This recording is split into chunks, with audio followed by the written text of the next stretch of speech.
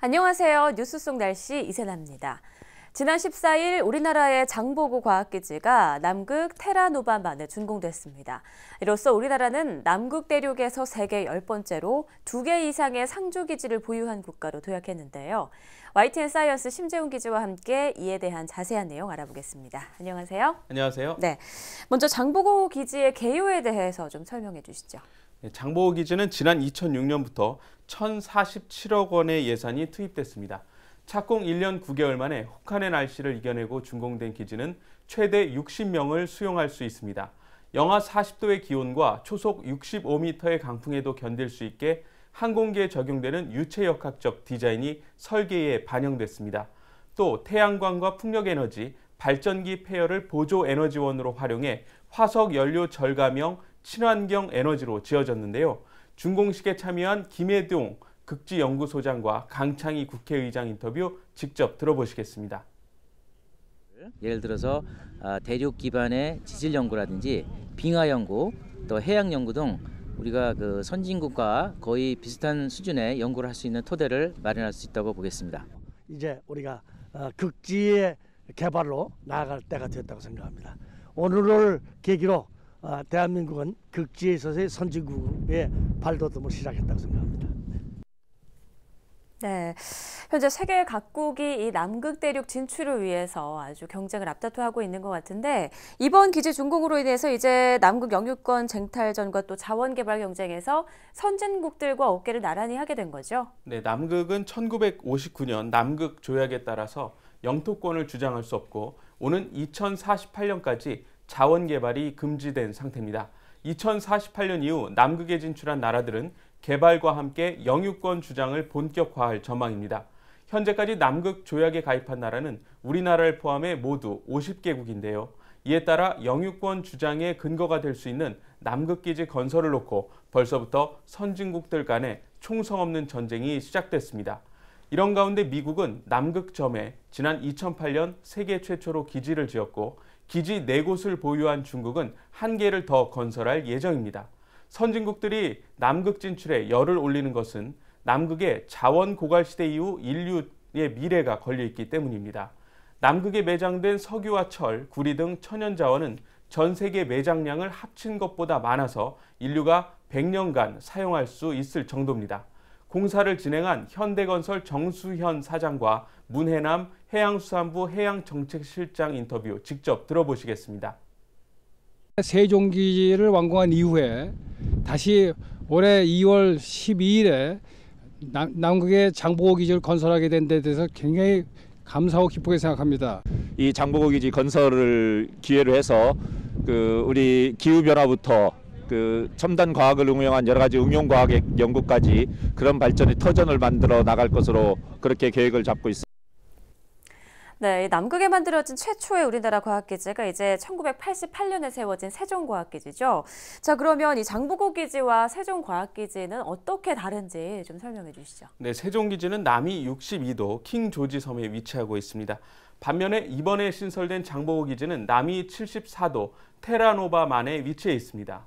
남극점을 기준으로 살펴봤을 때 세종기지는 3,100km 떨어져 있는 데 반해서 이번에 지어진 장보고 기지는 1,700km 떨어져 있습니다. 남극점과 훨씬 더 가까운 위치입니다. 주변 환경도 다릅니다. 환경 조건만 놓고 보면 신설된 장보고 기지가 상대적으로 더 열악하다고도 볼 수 있는데요. 장보고 기지의 최저 기온이 10도 정도 낮습니다. 장보고 기지 최저 기온은 영하 35도이고 세종기지는 영하 25도 정도입니다. 또 세종기지의 경우는 반경 30km 이내에 다른 나라 기지가 8개나 모여 있는 데 반해서 장보고 기지는 무려 350km 떨어진 곳에 있는 미국의 기지가 가장 가깝습니다. 그만큼 어떤 상황에서도 자체적으로 생존할 수 있도록 모든 것을 갖춰야 한다는 뜻입니다. 네, 말씀하신 대로 이렇게 열악한 조건임에도 불구하고 이곳에 하나의 과학기지를 더 만든 이유는 무엇인가요? 네, 남극 대륙 내에 기지를 두는 게 극지 연구를 할 때 좀 더 유리하기 때문입니다. 장보고 기지는 세종기지에 비해서 극점에 좀 더 가까이 있기 때문에 밤이 45일 동안 지속되는 극야 현상이나 또 낮이 100일 동안 이어지는 백야 현상도 나타납니다. 고위도 지역에서만 볼 수 있는 오로라를 관측한다거나 빙하학 등 극지 본연의 연구에 있어서 유리한 부분이 훨씬 더 많습니다. 네, 그러니까 환경은 장보고 기지가 더 열악하긴 하지만 극지 연구에는 더 유리하다는 말씀이신데요. 그렇다면 앞으로 연구하게 될 내용도 좀 비교해 주시죠. 네, 기존의 세종과학기지는 주로 육상과 해양 생태계를 중심으로 생태계 작용과 기후, 생물의 상관관계, 극지 생명체 저온 적용 메커니즘 등을 연구했습니다. 기후변화 연구를 위한 국제대기 관측소 역할도 했지만 지역급 관측이었습니다. 반면에 장보고 과학기지는 전 지구 기후변화의 중심인 남극대륙 연구를 본격적으로 수행할 예정입니다. 핵심 연구 대상은 평균 두께 2160m의 빙하와 지구 에너지 순환의 원동력인 심층수입니다. 이를 위해 장보고 과학기지는 지역급 관측소를 넘어서 지구 전체 기후를 분석하는 지구급 관측소로 활동할 예정입니다. 현재 남극의 지구급 관측소는 서남극의 독일 노이어 마이어 기지와 남극 중심에 있는 미국의 아문센 스콧 기지뿐입니다. 기후변화 연구를 위한 핵심 최신 연구 설비는 정해진 시간에 자동으로 상공 20km까지 올라가 풍향과 풍속, 기온, 습도, 기압의 연직 분포를 파악할 수 있는 오토존대입니다. 여름철 백야와 겨울철 흑야를 비롯해 오로라 같은 고층 대기 연구도 자세히 할 수 있습니다. 네. 힘들게 조성된 과학기지인 만큼 앞으로 남극대륙 연구에 좀 큰 성과가 또 있었으면 좋겠네요. 오늘 말씀 고맙습니다. 장보고 기지 공사 기간 중 남극은 24시간 해가 지지 않는 백야 현상이 계속됐고 또 초속 40m 이상의 강풍과 영하 40도의 추위가 이어졌습니다. 300여 명의 작업자들은 휴대전화에 저장된 가족 사진과 동영상으로 하루하루를 버텨냈다고 하는데요.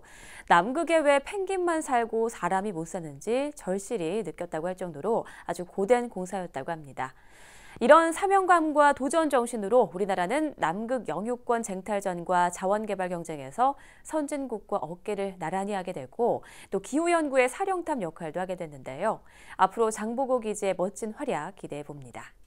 뉴스 속 날씨 오늘 준비한 내용 여기까지입니다. 시청해주신 여러분 고맙습니다.